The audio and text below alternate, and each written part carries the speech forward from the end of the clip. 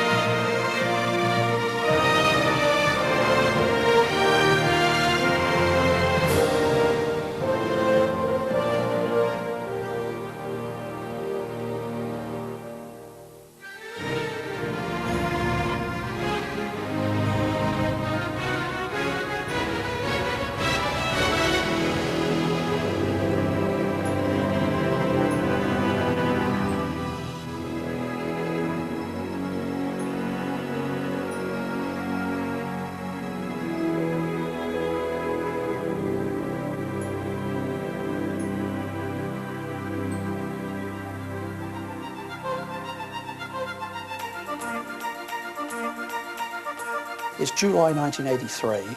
I'm travelling between government offices near Winchester in Hampshire, England. And I came out of some trees and I looked to the left. There's a beautiful amphitheatre there.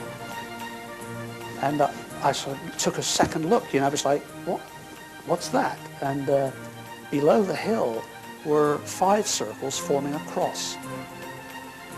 This was cold out of nowhere. It was me on my way to a meeting with this problem or that problem to think about, looking, seeing, and wondering, what in the world is this? I didn't know what to expect, and I could see no tracks in the field. So I went quietly, made my way towards the nearest of the 5 circles, and it was the pristine appearance of it that so impressed me. The whole impression I got from really obviously haven't seen anything like it before, was that it really hadn't been there that long, because the plants were moving, you know, and I could hear and watch the occasional one just pop, the head would pop up, separating themselves from where they'd been impacted. What I was looking at looked as if it was laid down in one head. It looked, in a way, so natural. The plants were beautifully bent over and swirled around. There were no marks. I looked for the obvious places. Now, if somebody made this, well, okay, maybe somebody made this. So I go to where people would have had to have stood, in the center. And I'm looking very carefully. I'm looking at these small nodules of dried soil. I'm looking underneath, and they were still dried and not crumbled. Under my own foot, I pick my foot up and I look, and it's powdered. And yet, here in the center, it's not.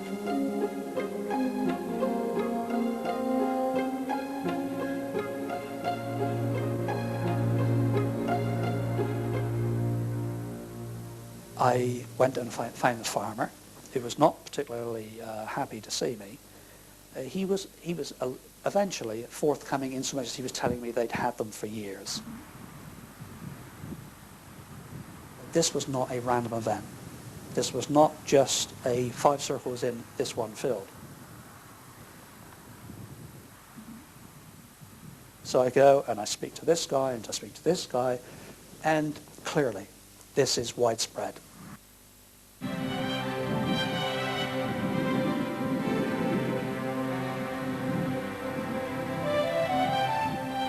Somebody told me of somebody else who'd been inquiring, and this was Pat Delgado.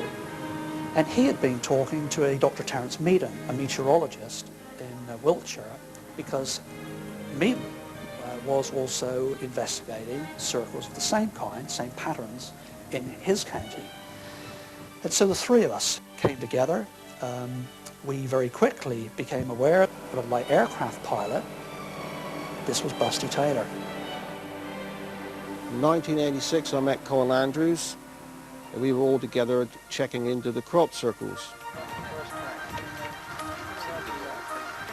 Sometimes we were in a circle an hour, 2 hours from the actual moment of discovery. We were there. Following Mr. Hall from Corehampton Down Farm and Pat's to the site of a formation of 3 circles in a field of winter barley.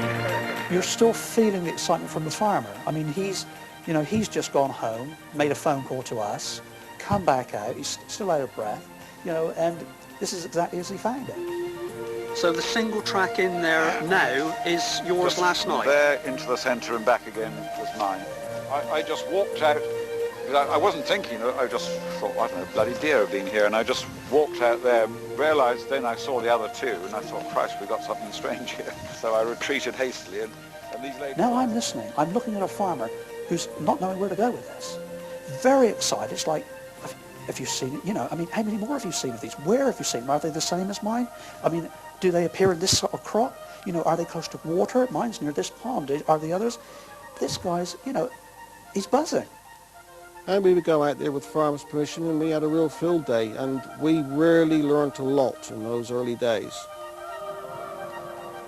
And we really found out some interesting lays and patterns.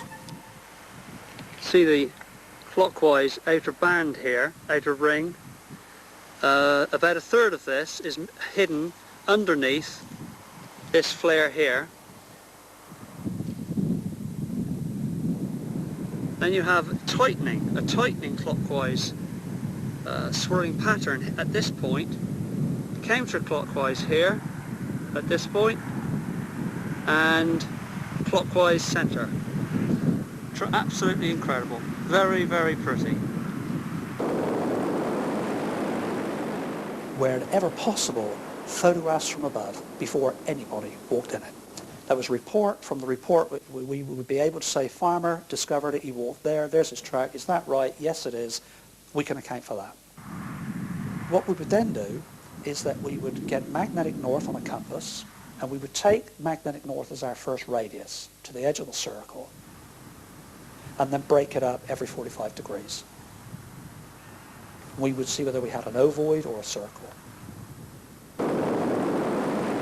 Crop circles were regarded as a subject of legitimate scientific interest, and at least 99% of the people who were around the crop circles, looking at the crop circles, that's including journalists, scientists and people, regarded this as a genuine phenomenon. There was no suggestion at that time that this could possibly be a man-made hoax of elaborate proportions. And there were scientists, they were out there with all sorts of equipment. They had cameras, they had radar, they had other measuring devices, magnetometers, they had radiation detectors, goodness knows what.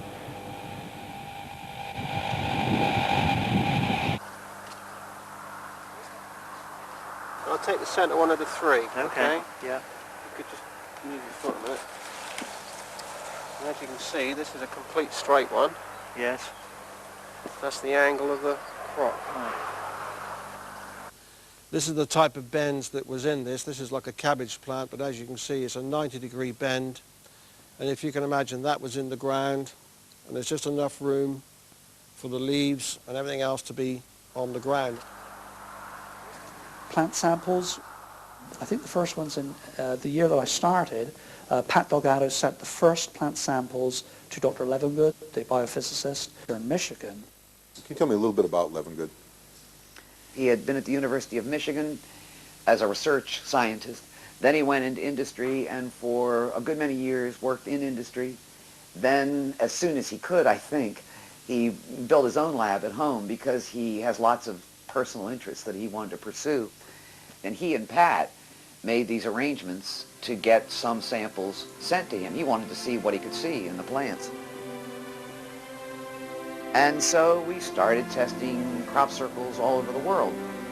By now, I think at least 350, maybe it's 400, that we have sampled in 8 different countries, 8 or 9 now, including Australia, Israel, Canada, the United States, Germany, the Netherlands, England. We've done multiple circles in multiple different crops over 10 years. And what Levengood documented beautifully were the basic changes in the plants that, in his opinion, were not caused by fungus, were not caused by pesticides, were not caused by unusual fertilizer application, were not wind or weather damage, caused by something else.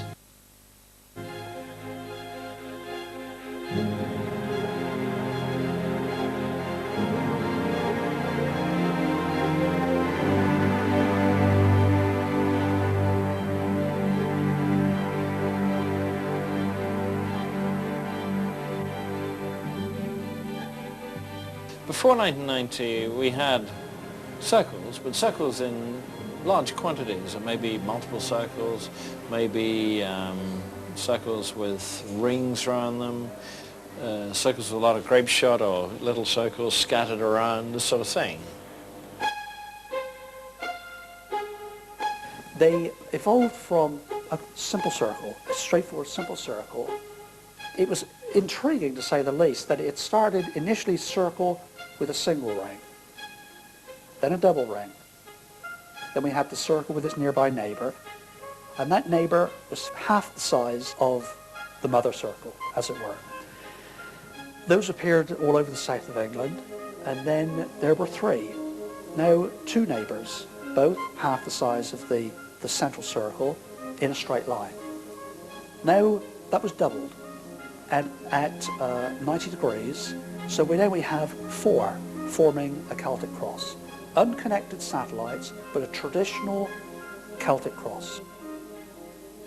There were unmistakable signs of intelligent origin in the crop circles. You couldn't deny this. Say it was some kind of scientific phenomenon which was meteorological or caused by some ionospheric vortex, something of this kind, just did not square up with what I saw, which consistently showed signs of intelligence. The geometric shapes, the patterns, the things of this kind could not possibly have been made by some mindless phenomenon like a vortex or a dust devil or some kind of whirlwind. It was simply out of the question. I suppose the bottom line is we are looking at bent plants, but bent plants uniformly forming a structure, a geometry. It's precise, it's intelligently located, there is nothing random about the placement. They are purposefully placed.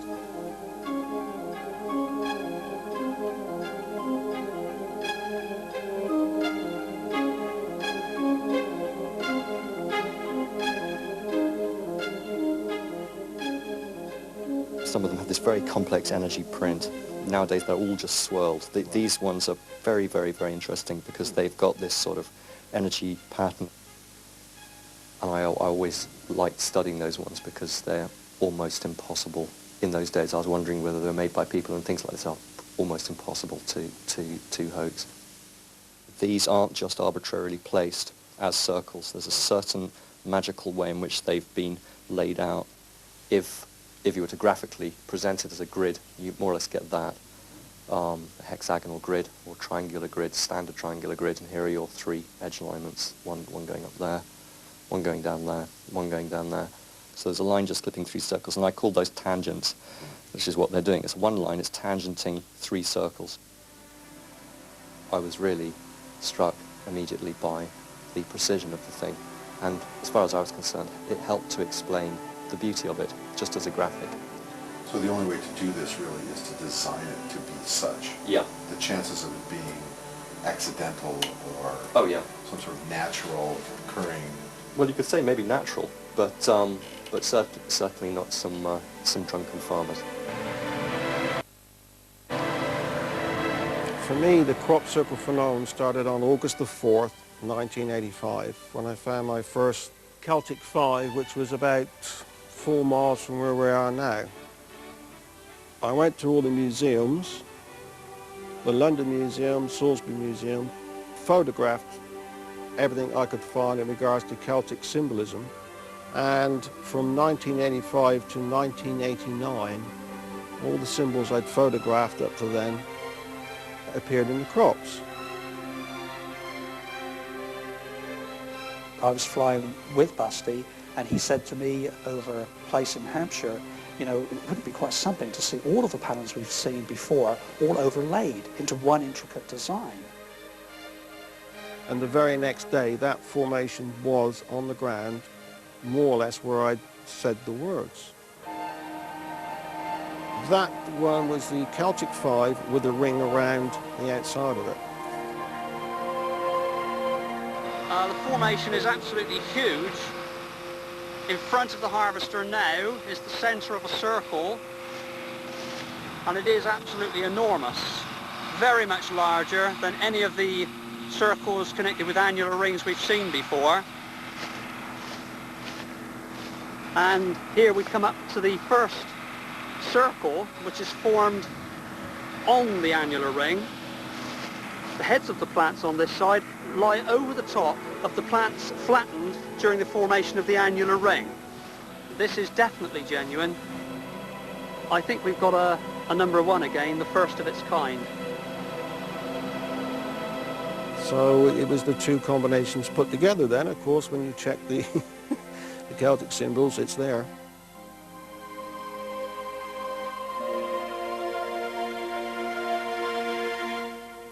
This was the formation that appears on the cover of Colin Andrews' book, Circular Evidence. It was the first really famous crop circle it's the crop circle that got imprinted in most people's minds at the very early stage of the phenomenon, and it was simply a beautiful Celtic cross.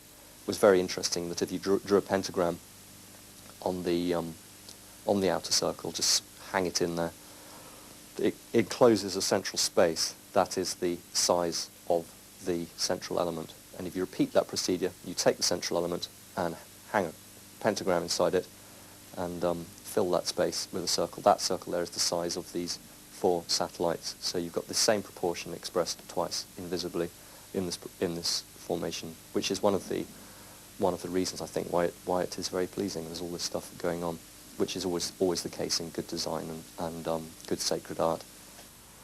And the interesting thing was that it was sitting on top of an underground reservoir. And this is another thing that we have noticed with the true phenomenon, that it seems to locate where there's water, very close to water. It's something like 93 to 98% of the formations do in fact occur over this chalk and or green sand aquifer. Right. As the summer comes on and there's less and less moisture, rain, the aquifer recedes. And as it does, it sinks down lower. As the edges of it recede, you get a strong electrical charge set up in the ground because the water percolating through the chalk creates this charge. As the summer goes along, you see the charge increases. The lower the aquifer is, the farther the water has to travel through the chalk, the greater the electrical charge. Well, guess what? The numbers of crop circles cluster along the edges of the aquifer also. And one of the questions that comes up all the time is, why don't they occur everywhere? Well, we don't know yet why they don't, but this is one possible answer.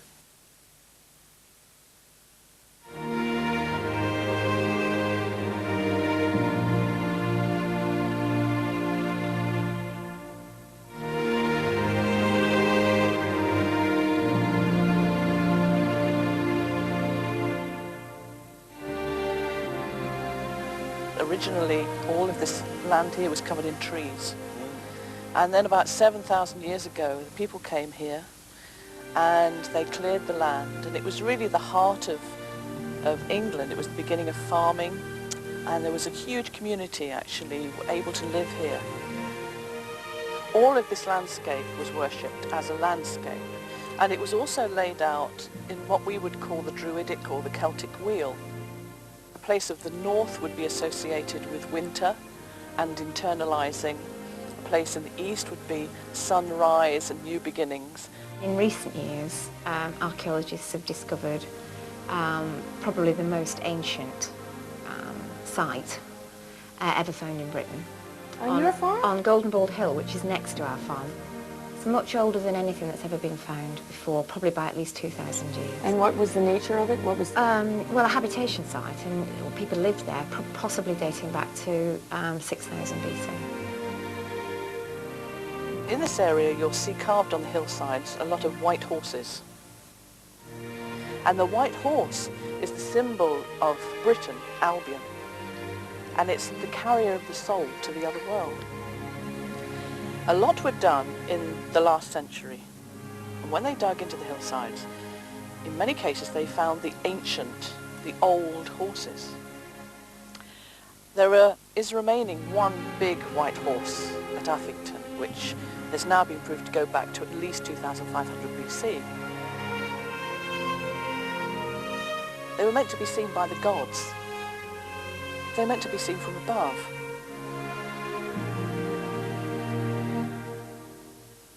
I think this has always been an ancient sacred site and an important place. And of course this makes such sense in terms of the whole crop circle phenomenon. Why is it in England? People always say, well, why do they have all the best formations in England? What's that all about? And this is the story, that the English landscape is loaded with all kinds of... We have phenomenal sacred landscape.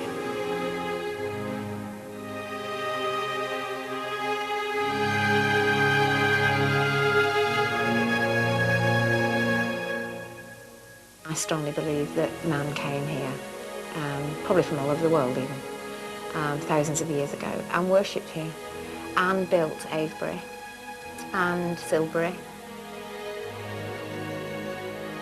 Silbury Hill is right in front of us, known as the Hill of the Shining Beings.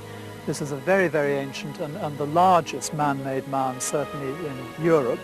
And yes, there have been nearly every season, in the days you could climb Silbury, you could see in the height of the season at least half a dozen formations within actual sight of Silbury.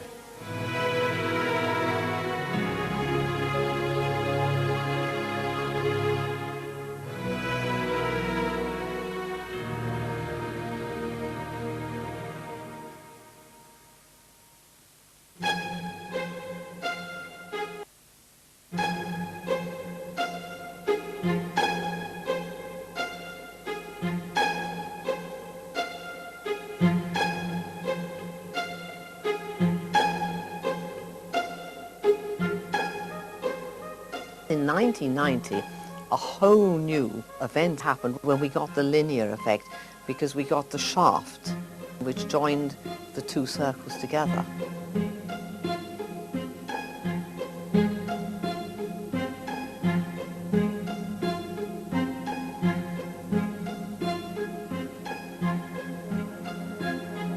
They were something we'd just never seen before. The sheer wonder and magic and excitement was almost too much to bear.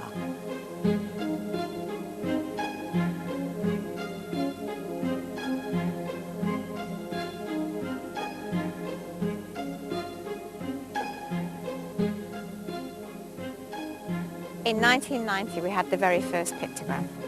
We thought they were all like that. It turned out we had the first boxes, the first keys.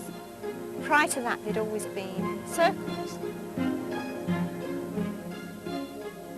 It was that amazing Alton Barnes pictogram, which stretched out in the landscape 365 foot of it.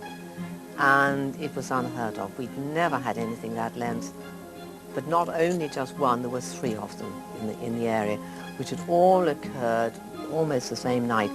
And the interesting thing was that they had additions to them, little sort of spokes coming off them, which scholars of the arcane likened to astronomical symbols, Celtic symbols, and it brought in people from all different disciplines, and suddenly everybody was talking together. You got the scientists starting to talk to the metaphysicists. How many people do you think came through? Thousands. Sort of carnival atmosphere. Total strangers, stood together in groups, chatting away about, gosh, you know, what's caused it?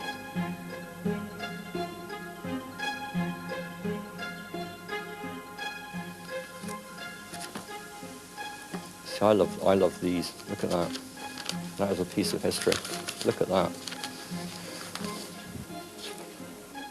That's the first ever time that a crop circle created shapes, actual breaks in the crop. Oh, really? So that's a hand-drawn survey of that. This is someone that's just gone in and said, what is this? I don't know what it is, but I want to measure it. And, you know, within 2 days of it appearing, Mr. Someone or other has gone in, left his car at the road, gone down. His wife sat down and gone, wow. And he's gone, I've got to go back to the car and get a pen. I want to measure this. And then they go back and they measure it. It's what Colin and Pat were doing as well, starting to measure them. In those days, it was evolving very, very fast. It seemed to be accelerating at an extraordinary rate.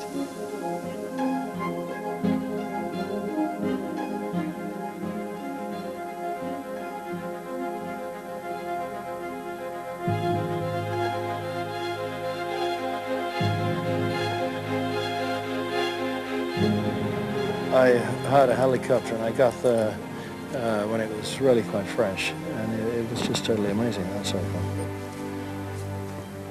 But it didn't seem to be part of what we certainly called the genuine phenomenon. This is an alchemical symbol, and they've interpreted the various symbols on the corners as being various philosophical or mystical symbols.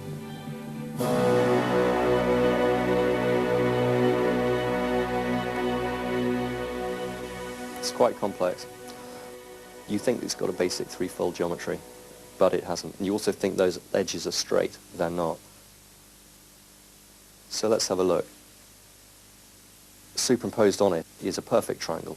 If you hang a perfect triangle orientated north, that one there is due north from the middle. So if we go 120 degrees west from that line there, it would have been a bit further north if it had been on a true triangular geometry. Then you can see the difference between where it actually is placed and the ideal 120 degree triangular geometry creates a little circle. That little circle in itself is exactly the size of the circle that appears over here on this part that is precisely 120 degrees round that way. Every detail of these things, when you start looking at them, is so carefully thought through and precise that it really is mysterious. From the centre, there's an obvious outer radius defined to there and there. Encircle the whole figure, hang a pentagram in it, the arms cross to define the size of the central element, put another pentagram in it, the arms cross to define the size of the central element. And furthermore, if we point the pentagram due east, it will exactly pick up this arm. And pentagrams pointing due east is the standard way you orientate a pentagram in the landscape if you're building a sacred temple. And then at a stone circle down the road, an ancient stone circle, you find the same use of a pentagram pointing east. It was exactly the same use of geometry. And it was very interesting that the crop circles were giving me clues that were really feeding my research into stone circles. So we wonder what came first. Did there appear in the land, in the original crops, these circles? And did they mark these places with stone to hold the energy there? The ancients had geometry as a scheme of operating, as a channel between themselves and the higher domain. Stone circle's been there for 5,000 years. It's endured. They're made of 50, 60 ton stones, some of them. And they've been there for 5,000 years, and they're geometrical. And the crop circles are there for 2 or 3 weeks, and they're also geometric. And so although you would think that they're not related in time, and they're not related in terms of their endurance, they are giving, if you like, a message. Maths is a universal language, and geometry is a way of speaking certain things. And we must therefore assume that one of the most powerful tools to understand the message is to assume there might be a message and learn how we must understand geometry in order to receive that message.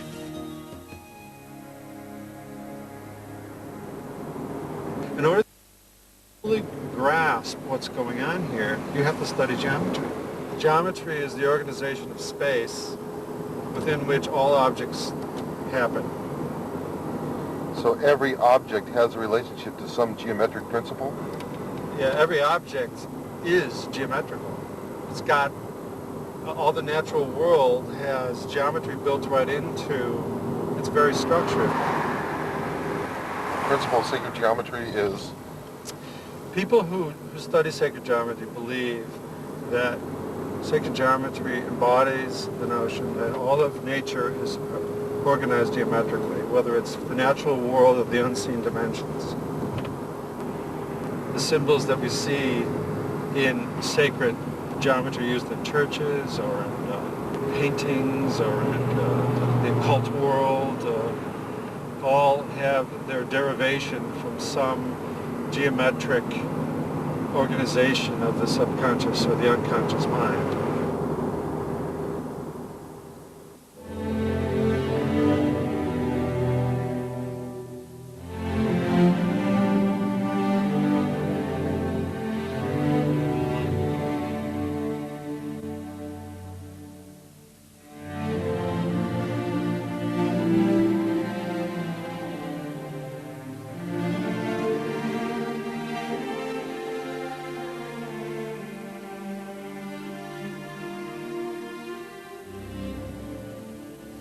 Yes, I do call it sacred geometry because I call it, well, symbolic geometry or geometry with meaning. I mean, it is sacred because it's eternal, which is what sacred means. The circle is the fundamental symbol of humanity on Earth. It has the most widespread symbolic meaning culturally. If you're looking for a two-dimensional form which has unity, it's the circle. There's nothing else.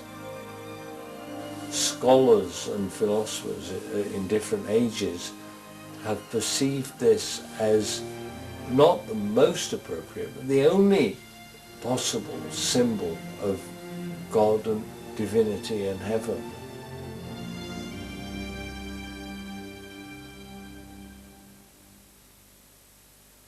At times of great need, the gods sometimes, historically, will communicate to man.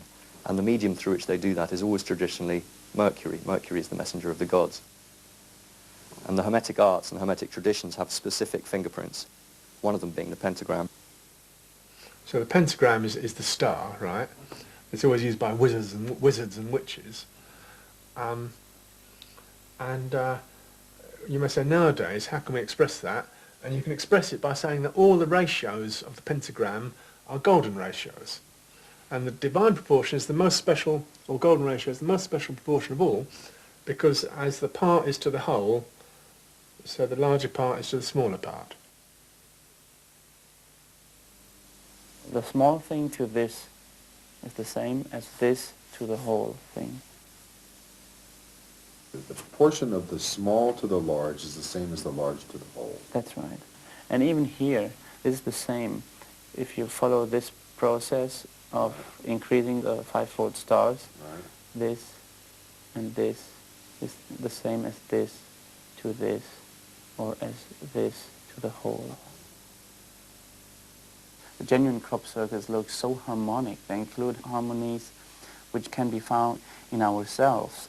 If we talk about the golden section, your whole body is the golden sections.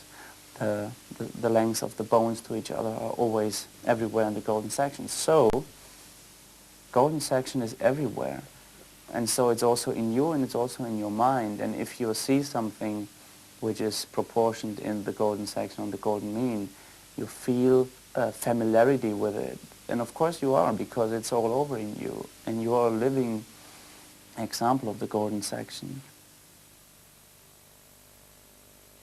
Even though we would find geometries in nature, like in the petals of a flower, for example, these geometries that we were seeing as early as 90 and 91 were expressing theorems that were not in Euclid's geometry. So this implied not just intentional design, but very creative intentional design in terms of geometry. And that then created the possibility of it being truly another.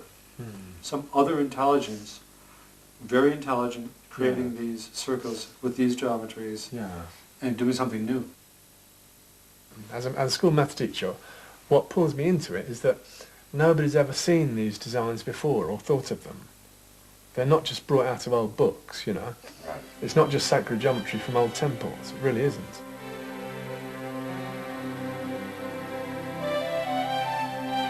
Crop circles will have ancient symbology, they will have advanced mathematics in the same symbol.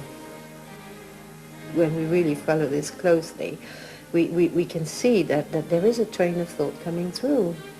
And there are many strands of symbols, and it's very articulate, very eloquent. To start with, they were just purely circular.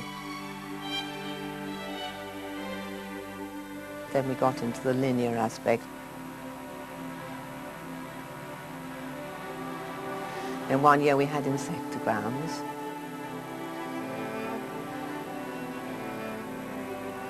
The year of the insectograms. Then we had the year of the curly man.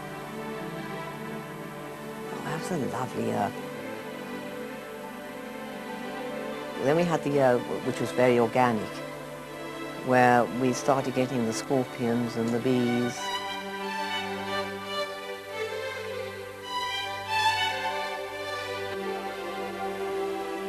That was a brilliant year. That brought in tremendous symbology.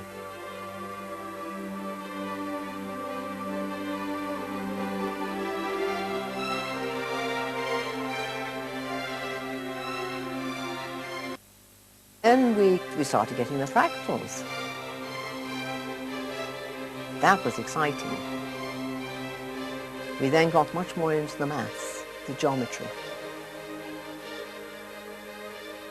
That was the beginning of the really serious geometry, the fractal images.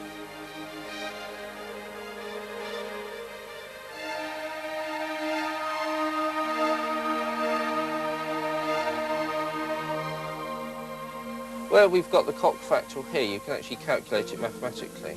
The cock fractal is basically a line, you divide the line by putting a point in it and basically stretch it out, so you basically get a triangle on a straight line. The thing with fractals is basically because it's recursive, you're dividing each line into two iterations. So if I redraw it, you can see each line is basically a miniature version of what was the previous one. And that's where you could see the crop circles come into it. And obviously if you went to 3 iterations, redraw it, each one of those in turn divides. So of course you can go on infinitely with a fractal.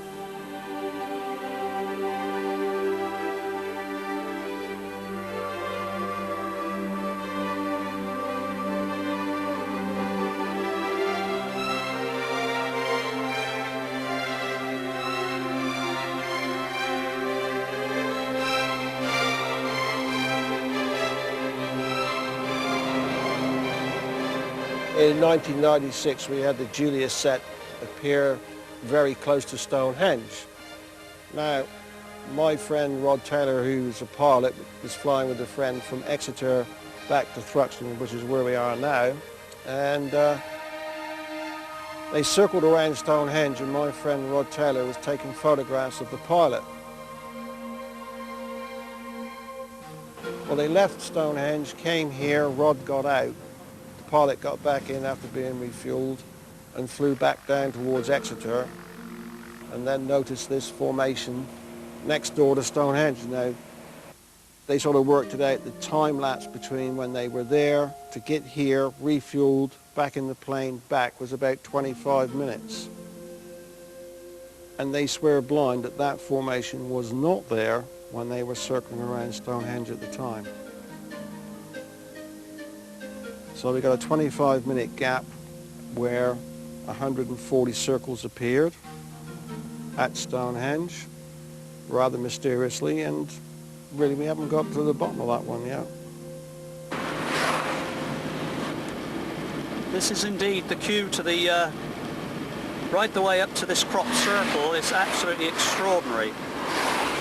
Stonehenge is just there, and the crop circle is on the left-hand side. And here's the sign, come see Europe's best crop circle. The farmer has decided to open his field. Yesterday I spoke to him and he was wanting to keep people out and was very angry about its arrival. Now it would appear that he's thought things through and can see that he's able to compensate for the damage by charging £3 a head to enter, and now we have this problem. Thanks a lot. So how many people do you reckon you've had here today? I reckon about 200-300 probably. Uh-huh. Quite busy. And I guess you're seeing people from all kinds of parts of the world? Yeah, we've had Americans in, we've been Dutch family here, Australia. What's your own opinion on what it is that we have here? Do you have a view? I can't see anybody doing that, any human person doing that, for a variety of reasons. It's quite a public place where we are. Yeah. So being able to do it without being seen. I think it's nice. We have one or two mysteries left in life that people can't sort of come up with an answer for, and it's nice. Sure.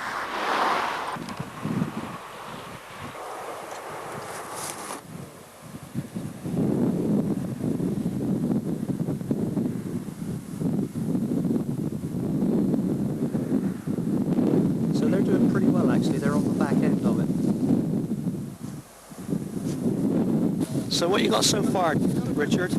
This one that you asked me to have a look at. Right, oh right. That one, in fact, when you line up the centre with that and that, they're exactly in line.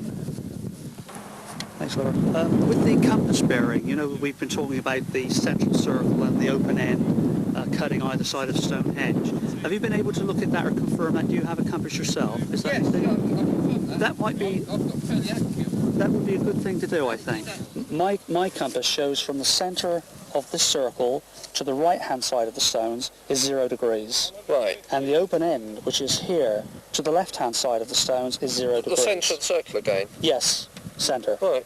So we're in the open end of the tell right now. But as I bring it back, I can see it. There it is, settle on 0. There, we got it, 0. To the musicians it was a bass clef. To the geometers and mathematicians it was a computer-generated fractal image, which they called the Julia set. That's why it's got its name. To the marine biologist, it was a perfect example of a cross-section of a nautilus, a seashell. And to a physiotherapist who counted out the number of circles, she said, well, that is absolutely the correct number of vertebrae in a mammalian skeleton. There are families of circles, like Julia sets, the Mandelbrots, or fractals. And it's very interesting that all of them come in groups of 3, with each major themes. You know, the Julia sets and the fractal stars and the Mandelbrots. We had 3 of them, and they all followed the following line by its complexity and size. In 96 we had the Julia set at Stonehenge. It was the single one. Then we had the triple Julia set and the small Julius head-like shape at Livingston Castle. They appeared in this 1, 2, 3 on a timeline, but the geometry or the complexity and the size was 1, 2, 3. The same happened with the fractal stars. We had first Silbury Hill, which was the simple one, then Milk Hill with the interior one, and then a triangle like this, a simple version of it. 1, 2, 3 in relation to time, but then 1, 2, 3 in relation to the complexity and size. It looks like a plan. The plan was not just followed in 1 year, it also went over 3 years, and even by crossing countries, by crossing borders.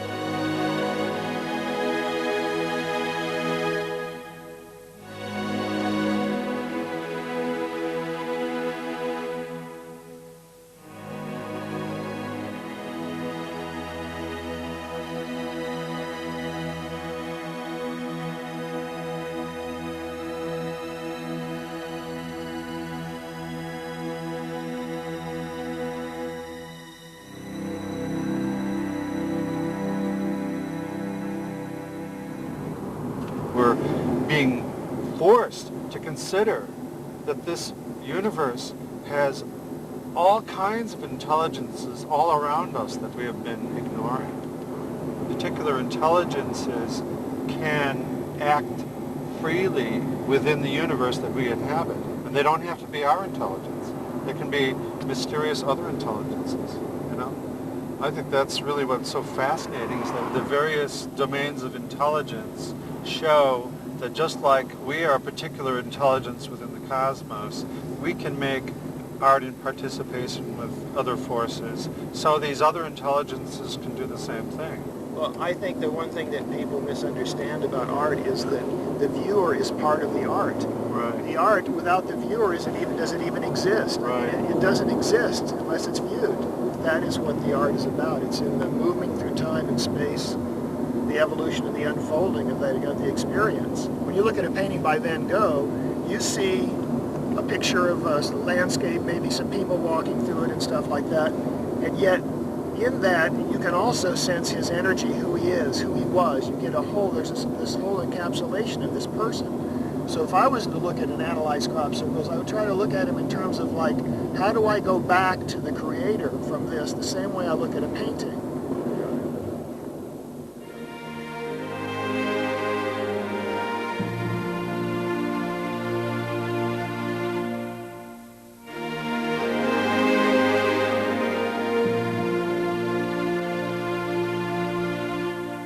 If these were messages coming from somewhere else, it's entirely appropriate that the thing would be witty, playful, geometrical, and staggeringly beautiful and inspiring. The systems of proportion used in all sacred art and architecture are very specific. They all embody a certain amount of geometry, and they all obey certain rules. There are rules which state that you have to balance line and curve in sacred art. We see it all over the place in church windows, Islamic patterns, all the rest of it. So the line elements of a design have to balance the curve elements of a design. Crop circles were obeying that rule. Another rule, you have to balance your light and your dark in any piece of good ancient sacred art. Again, crop circles were obeying that rule. The two-ness of it, the laid crop and the standing crop. Sacred art is supposed to be operating without ego. You don't sign, you don't have artists behind sacred art. The divine is supposed to be operating through sacred art. Again, crop circles were exactly following that rule. Another rule, your integrity of materials in sacred art. You shouldn't really be using anything that's got anything that isn't directly from the earth. You want to stay green and clean and holy. Again, crop circles are obeying that rule. And then you've even got other rules, such as the temporary nature of quite a lot of sacred art, that it's often destroyed. After it's made, it's not supposed to be venerated too highly for too long, otherwise it becomes a sacred cow. And again, crop circles, they're being mowed down every year. Another good example of it.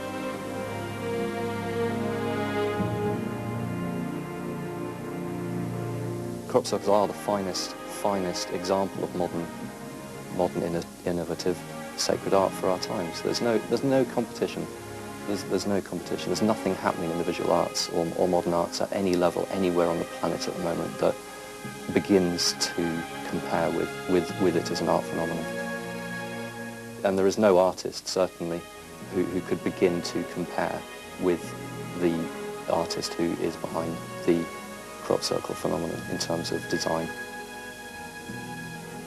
They are very, very, very, very good designers, and yet they don't hold their head up. So who are they? So what is it? So who's behind it? Why does it bear all the hallmarks of a mercurial intervention in some way, or even something else? I mean, if it's the guys in the spaceships, I'd love to visit one of their chapels, you know, because they sure do good windows.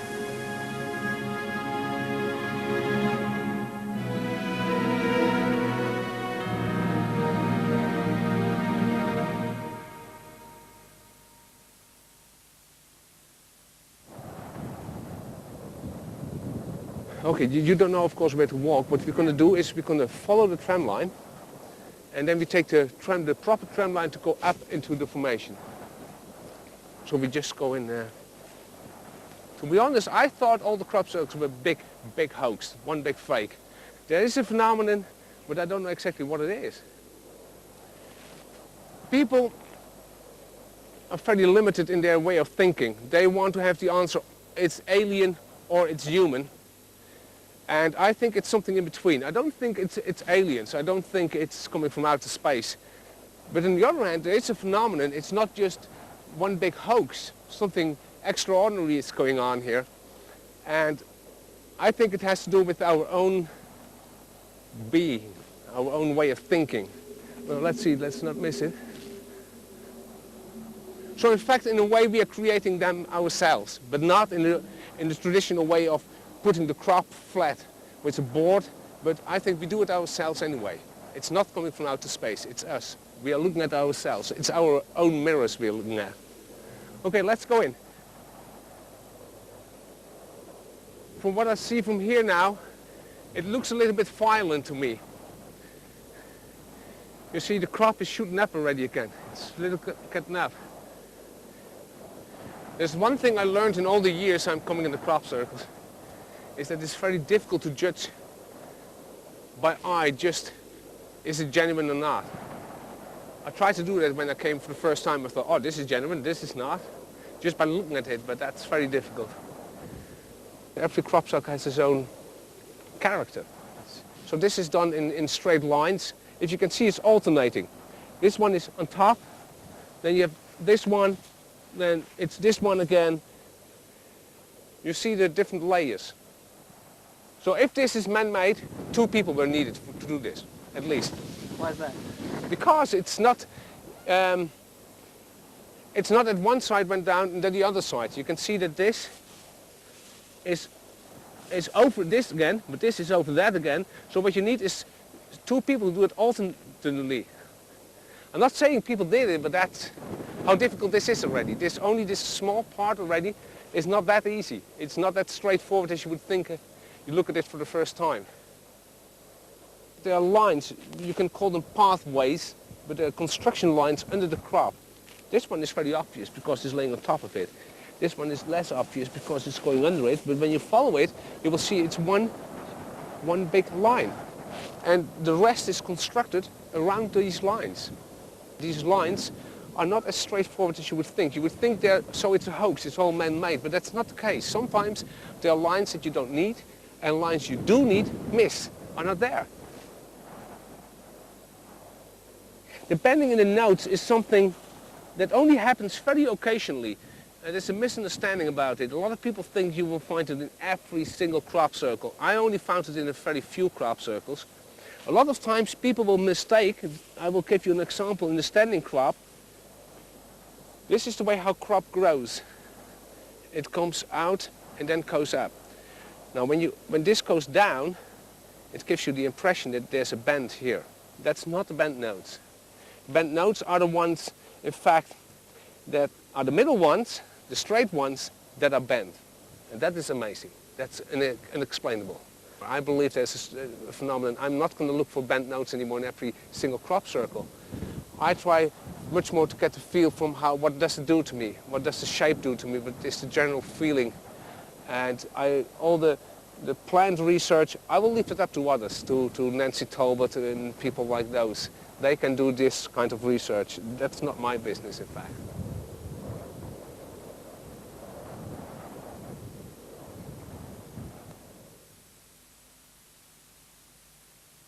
I heard about this guy, this Michigan guy, this Levingood, who had started to do plant work. I was staggered that there was somebody in the United States interested. I mean, delighted and really amazed to find that there was anybody, because by then I already had learned that there were crop circles all over the country. They weren't just in England, and they were in the United States, they were in Canada, they were in other Western European countries. We knew about them in Australia by then.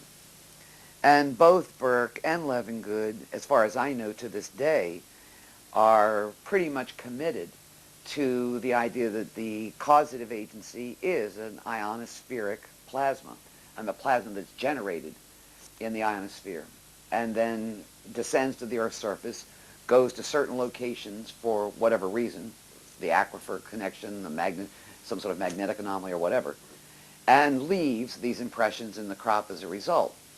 The design aspect is the thing that causes the most trouble for people with that explanation. In fluid dynamics and in numerous other areas of science, you see fabulous designs exhibited all the time.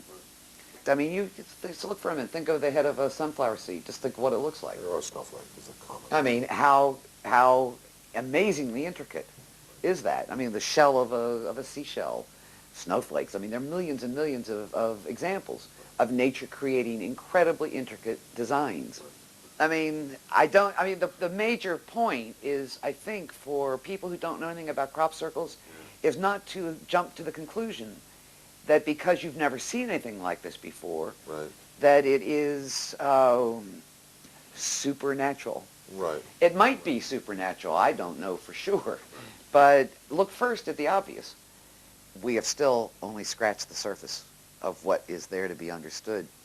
And it may be that many things which have historically been thought of as supernatural are in fact part of the natural world that occur only randomly or only occasionally or under certain circumstances, and that they're actually just part of the natural environment that nobody's bothered to study very much and doesn't understand yet. The thing with science, the beauty of it is, if you get a piece of information that doesn't fit, you have to go back to square one and you build another theory. You follow the data. You don't come up with an idea and then make things fit. You see what's actually there. And what Levingood documented beautifully, and I would guess tediously for many, many years, were the basic changes in the plants. And he also discovered magnetic particles in the soils that are very unusual. One of the things that he discovered was that The seeds taken from crop circle plants grew totally differently than the controls. What this is a bunch of seeds taken from a formation and a bunch of seeds from the controls in a lab tray. And he's germinating them. He has a germination chamber. It's calibrated to a certain temperature, a certain amount of moisture, etc., etc. And it's done in a very standard way. If the crop was young and immature, the seed was not fully formed when the crop circle occurred, the seedling was depressed, the seedling's energies. Often they wouldn't germinate, and if they did germinate, not strongly enough to be viable. However, in mature crop, where the seed was already formed when the energies hit, then you got exactly the opposite. You got increased growth in yield. Normally a germination is 4 days. All they're looking for is, does the seed germinate or not? That's the beginning of what Levengood does. Once that is done, he's then measuring the root and shoot development for up to 14 days in some cases. He's wanting to see what happens subsequent to germination. This is this case in Maryland where the elongated nodes occurred. There were these swaths cut through the crop, and the nodes are bent to the left and the right. Node bending is a natural response of the plant. If it's young and growing, if it's knocked down and not killed, it will try to reorient itself according to gravity. It's called gravitropism. Or phototropism. It's just it reorients itself to the light. So if you go to a crop circle and nodes are bent, if you don't know when that crop circle occurred, and you don't know the age of the crop at the time, you don't know whether this node bending might be due to natural phototropism or whether it's something that occurred during the event. If you get there quickly, and you know that it has just happened, and you find massive node bending like this, these 90-degree angles, this was part of the phenomenon. It actually bent the nodes. I wanted to show you the node enlargement photo. The top are nodes. These are stem nodes taken from inside the formation. The bottom shows you the controls, which are taken at a considerable distance outside. What are the characteristics of this node lengthening? What Levengood says is going on is that the moisture, remember the plant stem is hollow, and the nutrients, the moisture which nourishes the plant, goes up through this stem. Plasmas, a fact about plasmas is that they emit microwaves in bursts, pulses. His idea is that the microwaves from these pulses are connecting with the moisture inside the plant stem, just like they would in your microwave oven, heating the plant up, which softens it and allows it to fall. The moisture inside turns to steam, and as it does so, it has to escape. Well, if the plants are young and pliable, the outer fibers are pliable, the steam escapes by stretching the nodes. That's how you get the elongated nodes. If the energy is extremely intense, and or if the crop is old and the fibers are tough, then it can't get out by stretching it because the fibers won't stretch, or it's just too much energy. Then it blows a hole right out at the node. Okay. That's called the blown node. Yeah, and those are our exploded nodes. These are samples of corn. We have done a number of corn formations. These are crop circles that occur in the corn. But you see, what we're looking at here is these. You want to see the light coming right through those.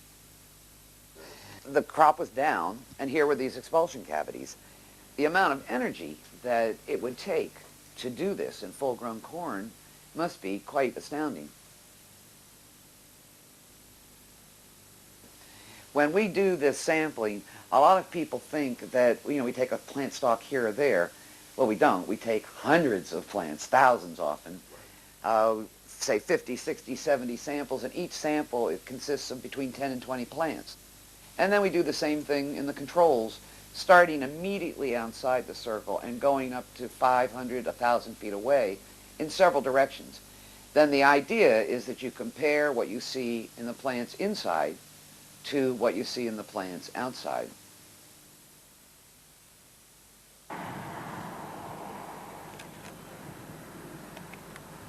So it seems to be some threefold double crescent spinner. Yeah. Beautiful to behold from the hill. I can't wait to get up in the air.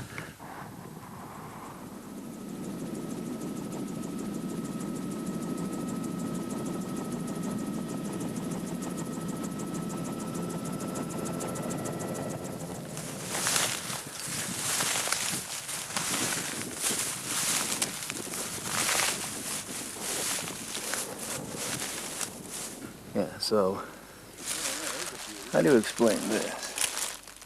Look at the bend on that guy. It seems like maybe 1 out of 100 have these bends that, if it were mechanical, they'd all be broken. There's this very nice looking, what I call a plumber's bend. It's absolutely 90 degrees going down.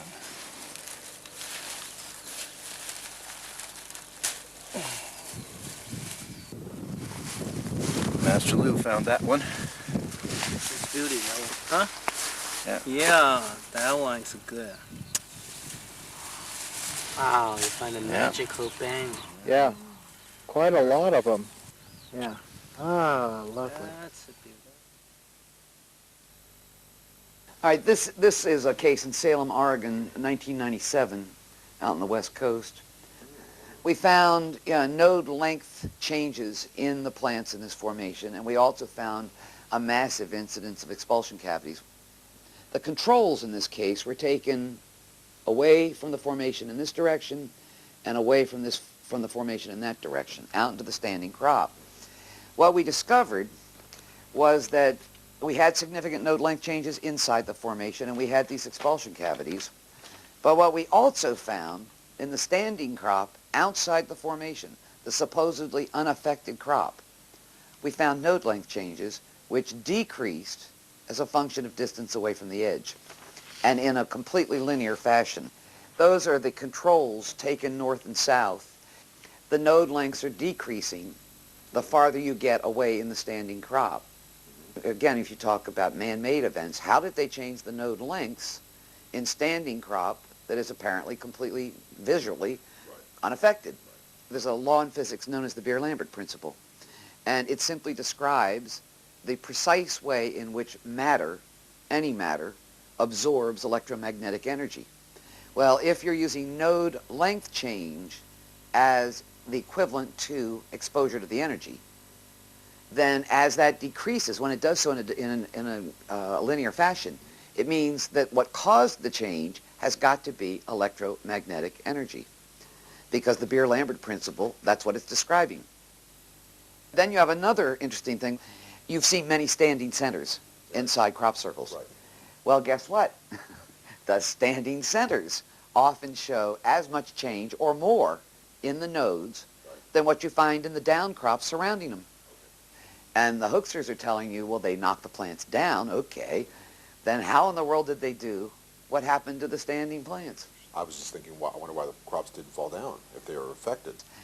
It's a complex energy system. Whatever this is, it is a complex, many energies. You have an electrical component. There is obviously a strong magnetic field, another energy present.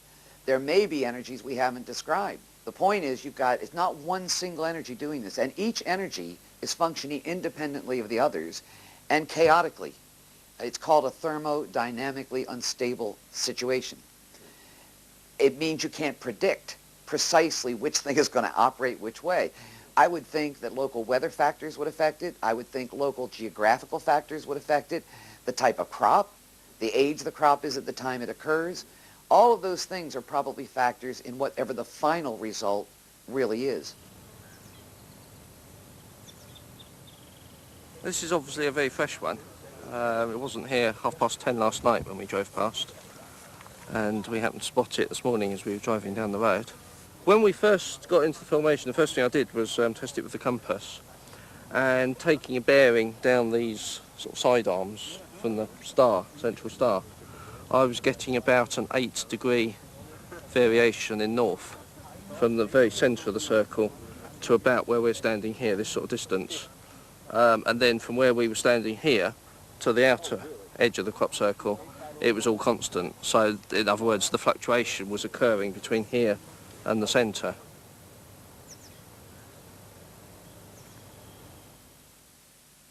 This is a case of the magnetic particles in the soils being distributed in a completely linear fashion.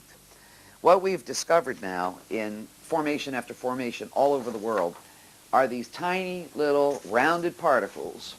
Oh, look at that. Wow. You can't see a lot of these with the naked eye. But the fact that they're perfectly spherical indicates they were in a molten state as they fell to Earth, because that's how you get the spheres.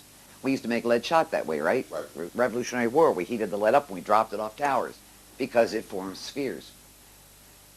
This is a case in Canada a couple of years ago in this area of Saskatchewan. Those are several formations which occurred in one field simultaneously. This is the sampling diagram on that larger circle, and as you can see, what we did here were 2 diameters. Now, in every case, a plant sample is taken, let's say 20 plants per spot, and a soil sample is taken. The lines that go outside are controls. Right, obviously. Okay, in this circle, that is the deposition of the magnetic material, the bulk of the material being found around the edges. But when you get this very tight linear disposition, what you're talking about is a force or energy at work. I mean, that's a clear display of it. You could think that people could have handfuls of this stuff and just be throwing it around if they were making it. Right. But when you get, when it's microscopic to begin with, and you get these clear linear distributions of it, whether it's node length or magnetic material, what it is, how in the world would anybody do it? You know, in this case, it indicates that a force and energy was at work. It's governed by principles completely outside of human beings. It has nothing to do with us. The proof here is so consistently solid. It reaffirms itself every damn case.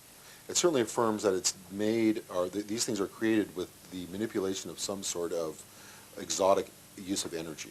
Apparently. I mean, I've spent years being torn about the natural versus something else idea.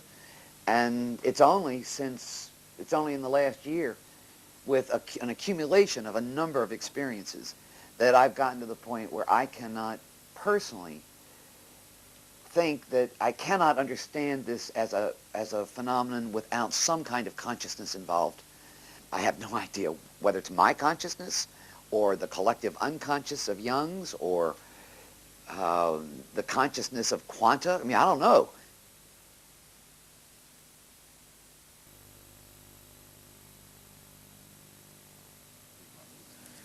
People are saying this is the most amazing formation that's ever hit the deck, and I would kind of agree with them, really. It's the biggest, the most expansive, smashed all records for numbers of circles and geographical spread. Everything about it is like the absolute pinnacle almost of the whole 20 years or so. When I first walked into this thing, so vast, I had absolutely no idea of what I was standing in, just a sea of circles covering a large proportion of the field. It took us half hour to find the center. It gives one a fairly good impression of the scale of this thing, and that's after looking at hundreds of circles over the years, so we're pretty familiar with geometric shapes and patterns in a field and figuring them out. This one, I mean, I ask you, 409 circles. That's a tall order by anyone's standard. It was raining all night. The night this formation came down. This is a high altitude location. This takes a battering by the weather. We were the first ones in here when this formation arrived. No footprints, no mud, no broken plants. All the centers were perfect. No sign of human activity or entry into this field at all. I've seen the result of a team of people or a gang of people smashing around in a cornfield all night. They make a hell of a mess. You just can't help it. It's a matter of fact. This was totally inconsistent with everything I know about human-made crop circles. You can't do that in a cornfield. Just hit the deck perfectly first time round. No errors, no mistakes, no glitches. It's just here, and it arrived in a few hours in perfect condition.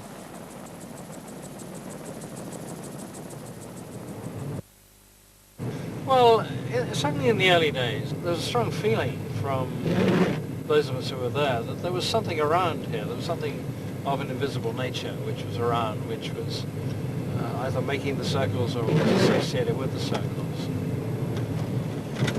And from many of the reports, there were reports of balls of light, lights in the sky, certainly in those early days. And you've heard about the balls of light which everybody sees in the crop circle areas in England.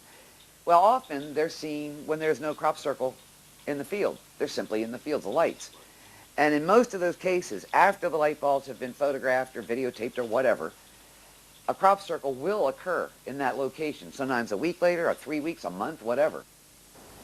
Well, I have seen those balls of light not just at crop circle locations. And this made me think about what they are, because I know that what I have seen was not always related to crop circles. But then I have seen them again in relation to a crop circle. I mean, don't forget that we've got phenomenal light activity in this area, in daylight as well as in the night. And they're not just seen in the summer, they're seen in the winter too. And they're seen by people who just live in the village and have got nothing to do with crop circles. And, you know, so we know there's something weird going on.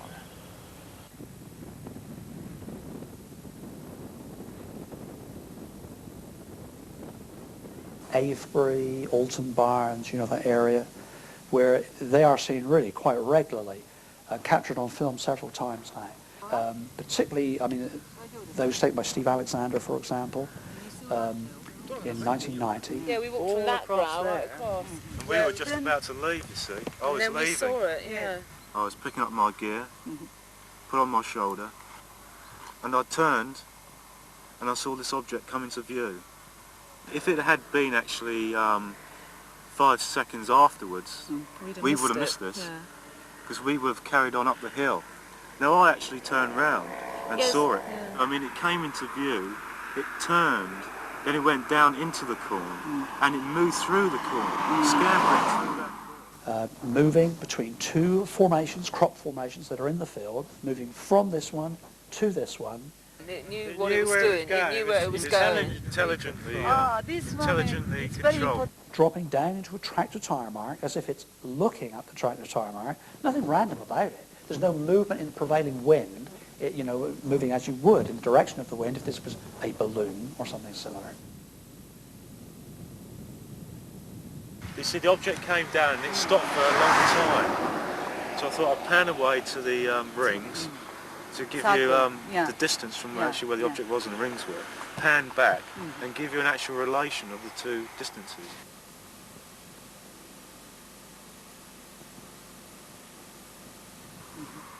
Through all this time it was glinting, flashing all the time. Then it took off. And then of course it just carried on over the hill, moved up and away, over the actual tractor which the farmer was in at the time. Where is that piece of paper?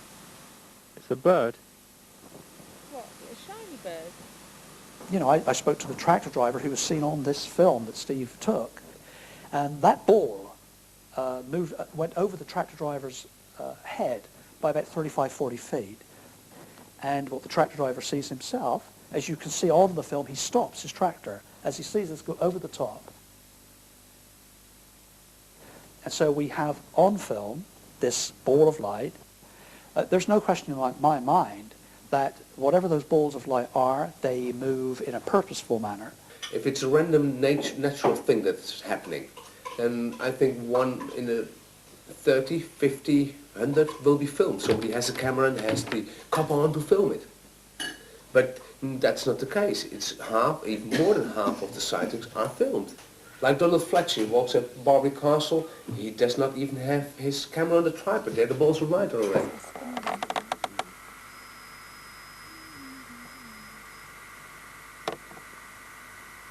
What's that?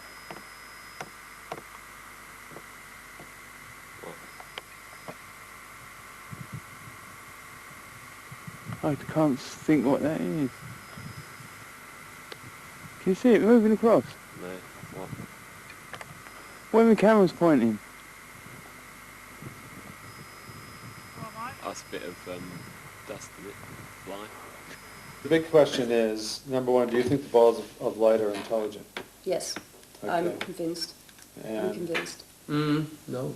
He's no, not. no. You're not convinced? No, there's no real proof for that. What I see is an intelligent behavior. I'm not so sure are the balls of light themselves intelligent, or or is there something behind it? Yes, I do Yeah. fully agree on that.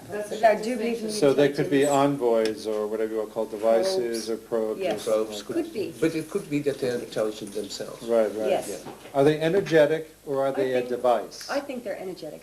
I think, yeah, because if you look really good at the footages, and you should analyze them really carefully, is that everybody who sees them, the first thing they say is light. So they recognize it as a light, not as a mechanical thing, but as a light. Do you have any stories of people seeing it more close up and having it interact with their thinking? Charlie Mallett was down here visiting in the park. He was sitting in a circle at night, and this thing just showed up. It was 2 feet away from his head. So you had a ball of light experience, right? Several, actually. Yeah. Some very interesting paranormal experiences since getting involved in this situation. Part of my initial motivation for being here was to kind of, if this stuff is being done by something else for whatever reason, I would like to be there when it happens, you know? So on this particular occasion, I was in a formation close to here.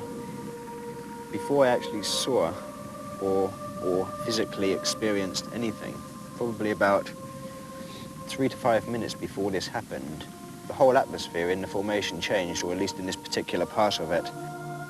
The whole atmosphere around me within the formation became very highly charged, practically electric, to the degree where I was sitting there thinking, you know, this is really weird, you know, should I leave the formation?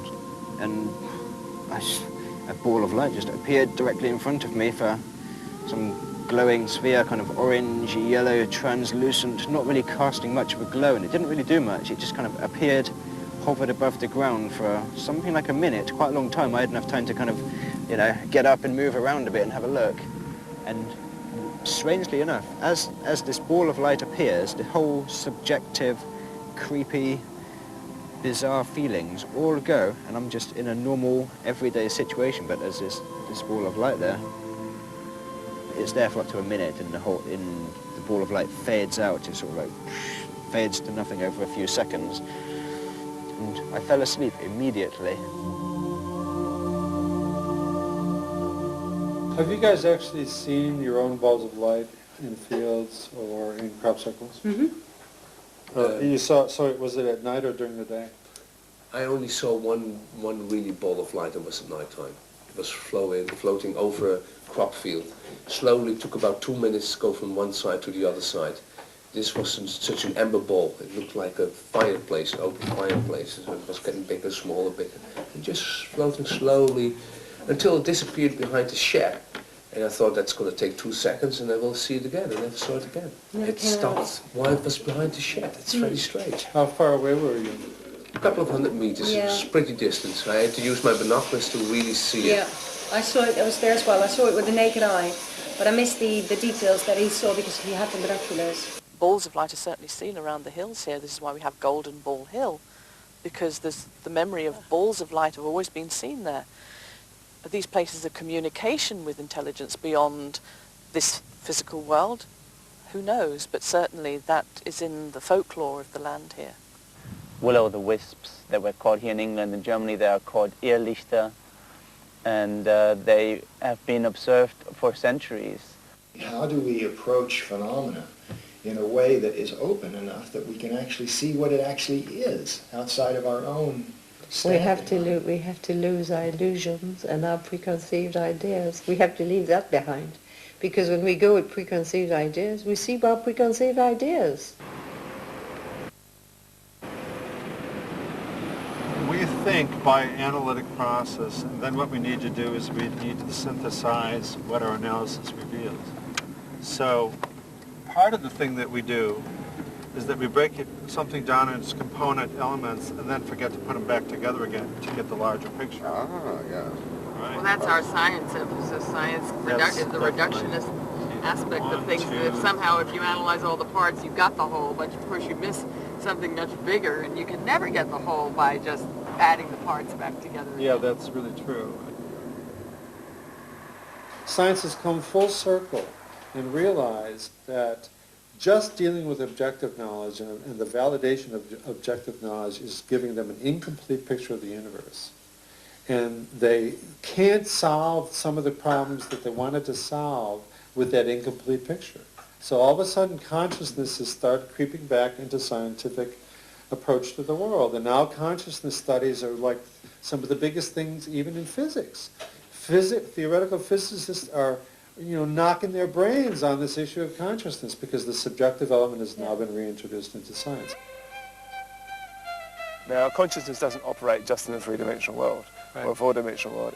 In fact, physicists think that we live in an 11-dimensional universe, which is mind-blowing in itself. And I have a strong suspicion that consciousness has an influence across all of those dimensions. Now, if it sends a projection of itself out into those dimensions, then it's going to end up having all sorts of things generated in the universe. And the shadows of those projections are going to appear in the form of some of the geometrical shapes that we see.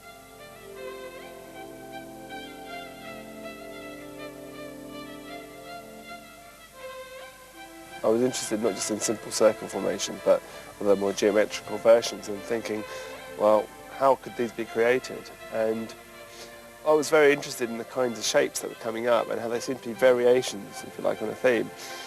And one of the things I realised was it seemed that these shapes that we're seeing were actually shadows of, shall we say, three-dimensional objects, or maybe even higher, four-dimensional objects. Right. For example, if you've got a ball or sphere and you shine a light on it, the projection, the shadow, is one dimension less. Right. It's going to be an ellipse, or it's going to be a circle. In a similar way, there's a way of holding a cube in such a way that the projection, the shadow, appears as a hexagon. And it appeared to me that these formations, they were a combination of a couple of things. They clearly seem to be being generated under the influence of some kind of field, gravitational field. Whatever it was that was being applied had its origins, had its source, if you like, not just in this three-dimensional world. It seems to have been a shadow, if you like, of a higher dimensional object or a higher dimensional construct.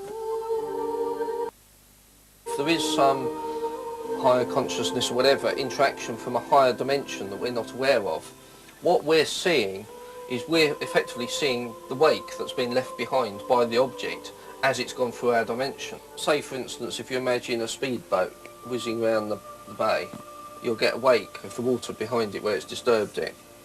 Now, if you don't see that boat, you're just seeing what's left behind. Now, if that object is in the fourth dimension or the fifth dimension or whatever that we can't see, all we're seeing is the aspect left in our dimension.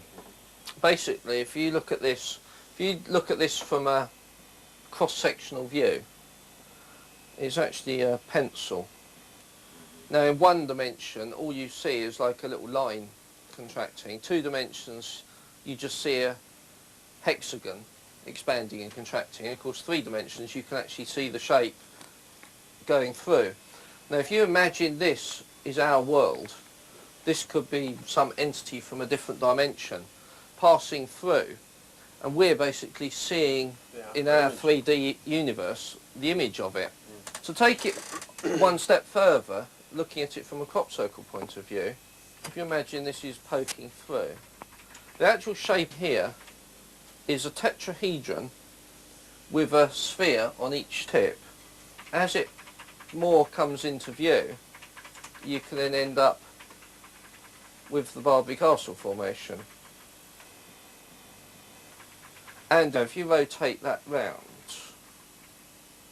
you'll actually see this particular shape, something like that, where you can see the point there, the 2 points there, and that point is off-centred there as it rotates round. Obviously, Barbary Castle, it would be in the centre, so you'd be looking at it straight on. Now, if you've then got 2 of these shapes, you'll see the second one is starting to spin in and interlock with the first one, and then you get this shape, which appeared at Etchelhampton, the central circle and the 6 circles around it. If you then continue twisting them around like that, that shape actually appeared up north. It was sort of off-centred Star of David type formation. Obviously if I run it as a continuous animation, you can see how the lot locks together. I want to put some of the more up-to-date formations in there because I'm convinced this will be another aspect to the genuine phenomena, because you'll find all the genuine ones probably interlock to other formations. So although you're looking at lots of different formations, you're actually looking at a single aspect or different aspects of a single higher dimensional shape, which is just going through our universe.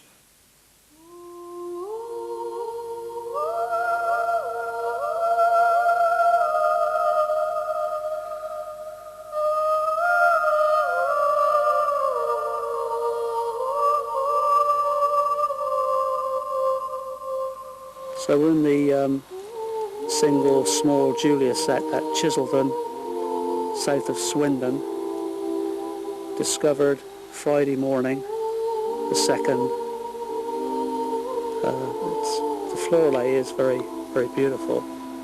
And the plants, you can see, are under here, breaking into this circle. It's very intricate and spiralling around clockwise. And then it leaves over the top once more, around, continuing around the circumference of the initial circle, and then once it's reached here, breaks into the next one, and so on, down through the chain.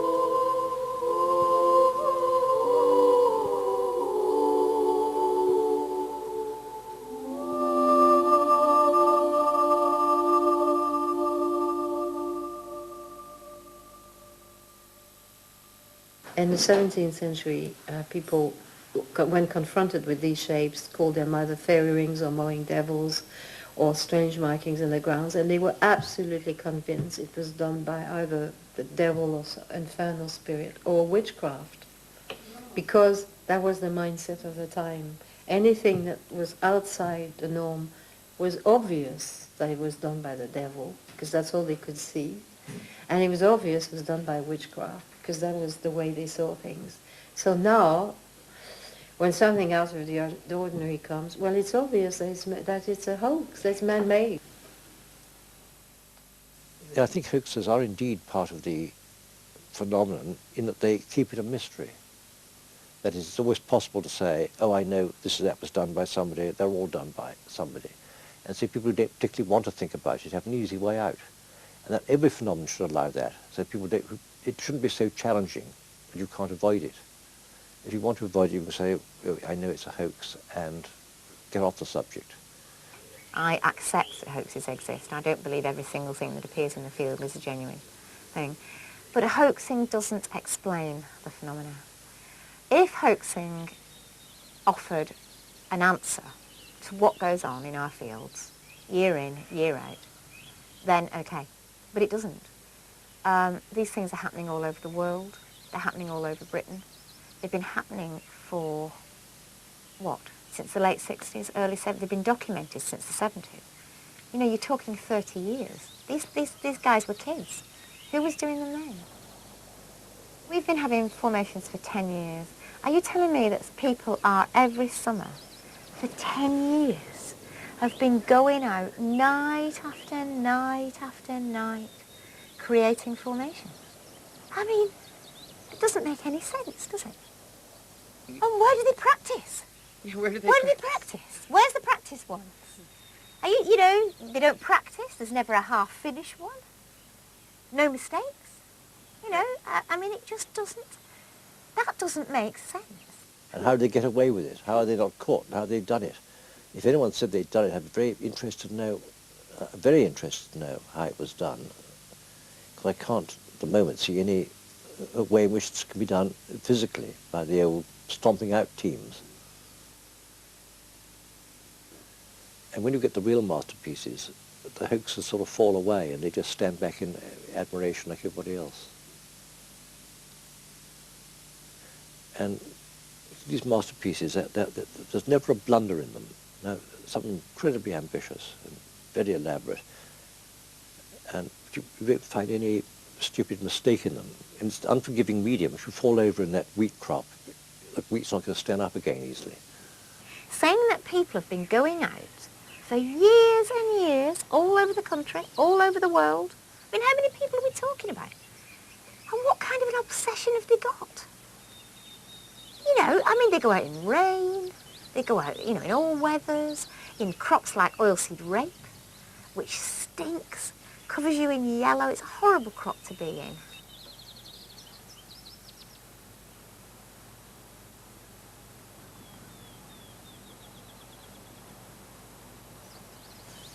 The lack of being caught, the lack of blunders, the lack of, you don't see a half-finished masterpiece. As the cock crows, they will have to pack up tools.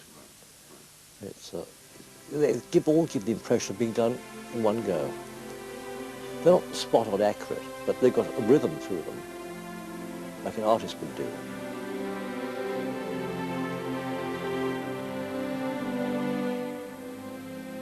But then you look at it from afar, and when you go up in an airplane and you see the whole thing, you see that it's actually not just a splodge in the field, it's a very specific shape, a design, and it's a symbolic design, and therefore it has a meaning to it. It carries an inner meaning. It carries a metaphysical.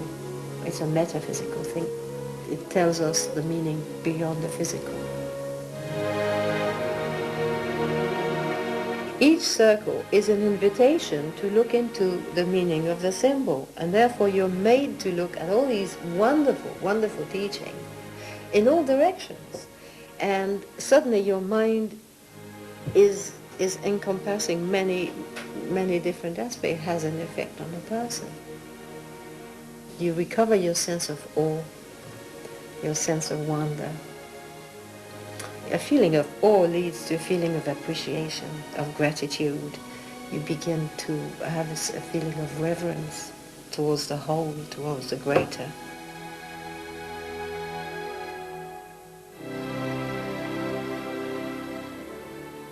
These things are footprints of intelligences, and through the characteristics of the phenomenon which come forward each year, we're being shown characteristics of the particular kind of intelligence which these... Even the word being is... these beings, even that is inadequate.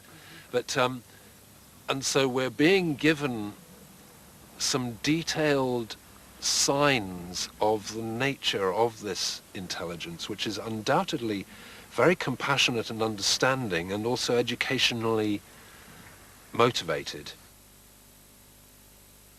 There is something very profound about the shapes of the crop circles that affect consciousness.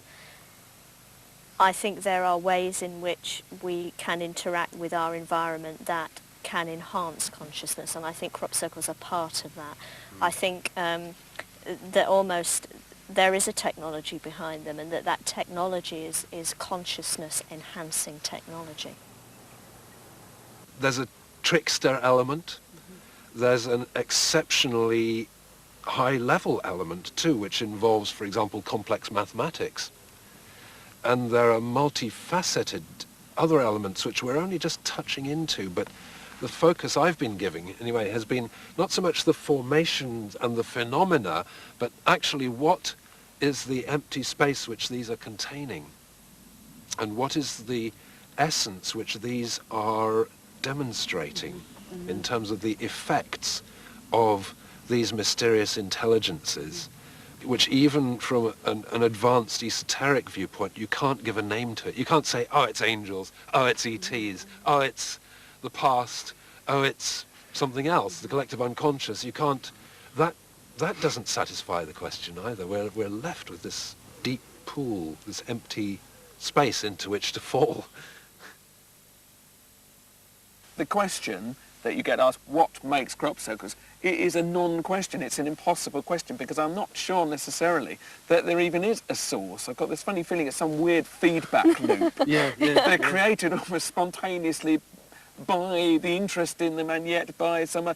we'll never know. You'll never get to point A It's a loop. I bet you, if you could try and trace it back, you'd never get to the answer. You just go round and round, and it's almost like they're created from nowhere, out of nothing, like everything is.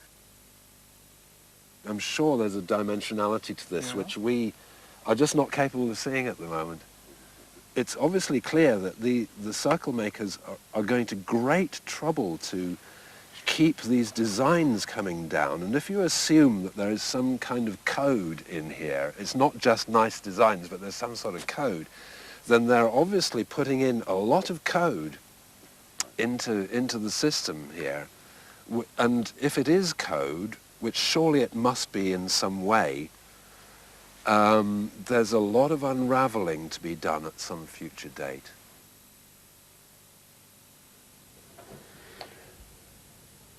I think there are myriad communities, intelligences, civilizations up there, and I think it's reasonable to say that the majority of them are fully aware of planet Earth and its divinities and miracles and charms and its madnesses and follies.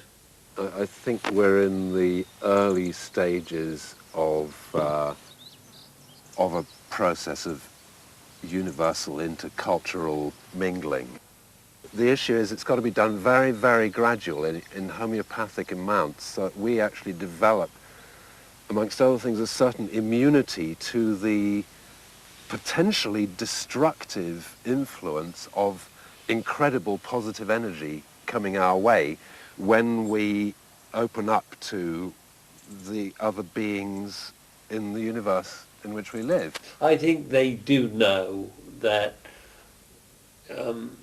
their material intervention in tangible terms would cause such disruption to our culture that we would unravel and fragment very quickly, and they don't want that.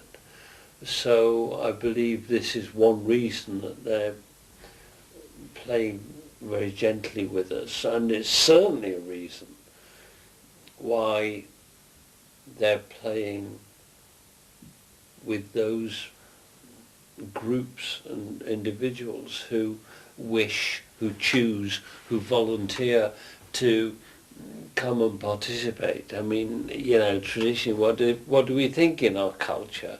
They go and knock on the door of number 10 Downing Street. They go and visit the White House. Well, they'd be stupid. Do we have to be told that? I mean, the last way anybody with any kind of wisdom and full historic understanding of the state of planet Earth, the last way they would attempt to make ameliorative changes would be to initiate it at government level. That would be the kiss of death. And they know that. One of the possible reasons why all this farce is going on is that they're studying us.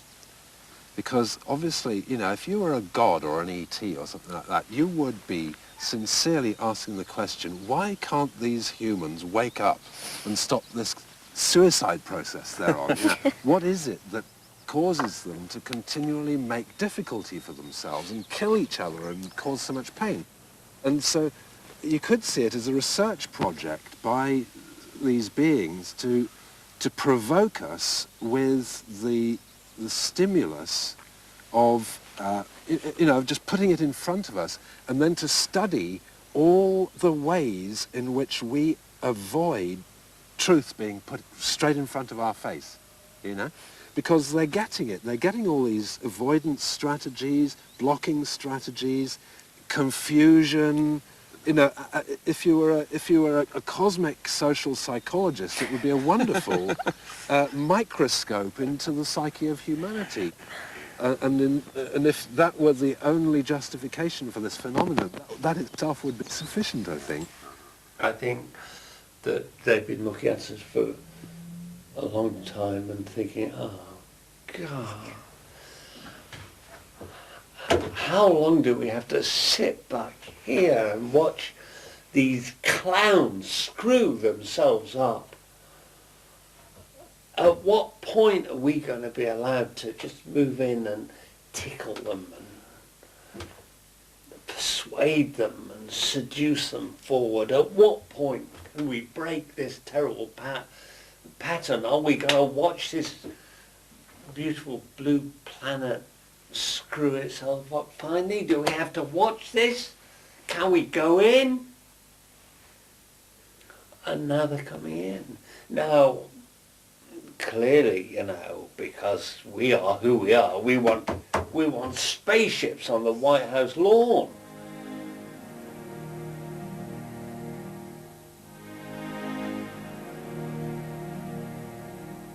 At one point, I think, being involved in this, I kind of saw the circle makers as this huge intelligence out there that had all the answers, that was trying to teach us something truly profound. And in a way, I think that's partially true, but the way I see it now is that kind of we're playing this game together, that there's kind of this dance going on, and it's a mutual exploration of what is possible through the relationship that we have, through the kind of communication that we have, and which is very strange to us, and maybe is very strange to them as well, who knows. But I kind of more see it now as not this kind of all-encompassing intelligence that has all these answers that they're trying to teach us, but more of it being this wonderful dance of two intelligences together and just pushing the envelope and the boundaries of what's possible and exploring together what would be possible through an interaction or a communication between the two. I know that this is interactive, and then I know there is a communication, and I know that I am shown which way to go, and while on the one hand this might sound like God speaks through me,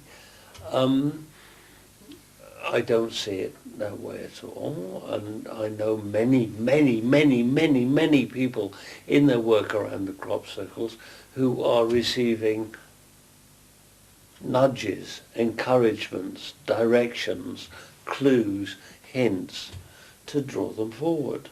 For years, in the early 90s, we tried a series of experiments using a psychic channeler just to see what would happen to take messages to whatever the circle-making forces might be. And as soon as we started those experiments, I mean, I think on the very first day we had a big meeting at this friend's house in the field closest to his house as you could get. The first formation of the year in our county appeared. And we thought, what are the odds of that? And what we found was as the next couple of years went on, we all started to have these synchronicities. 3 or 4 of us saw balls of light. And eventually this kind of work culminated. We did an experiment where 9 of us meditated up on a hillside and asked for a crop formation, and others have done this on other occasions too. And we had a certain shape that we thought might arise as a result of that. And lo and behold, that very night, exactly that design appeared in the fields of Sussex. You know, I can't prove that to the outside world, but we had proved to ourselves that it was an interactive phenomenon. The more you give towards it, it will give back. Yeah. For someone who's studying radionuclides, they will get progression in that study.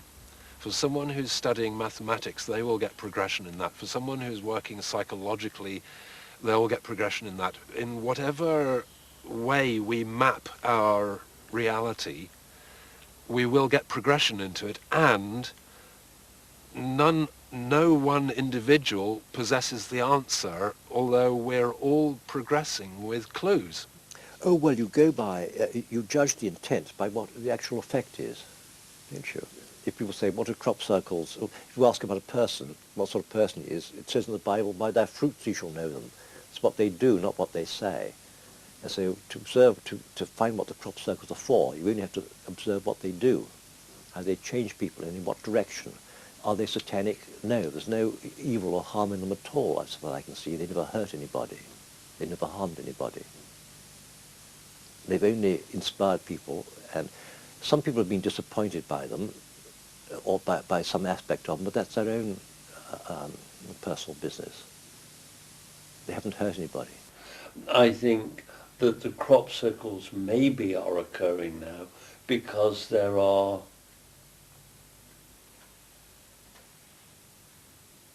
huge universal time cogs about to clonk over, and this has been in the stars for a long time, and we've been blissfully, stupidly unaware of what we were sitting on, but they know. And I think the crop circles have been brought now because they have been saying, these guys are going to miss the boat. This is one of the most exciting things, and they don't know what's going on. How can we bring them forward? How can we open their eyes? How can we open their hearts? And I put my money on the fact that we'll have contact when we are sufficiently grown up and evolved to be able to accept it. And we have a very accelerated program of learning to be able to accept it and to be integrated into a wider and heavenly scheme of things. I think we're on the edge of it. I speak as an optimist. I dreamed I saw a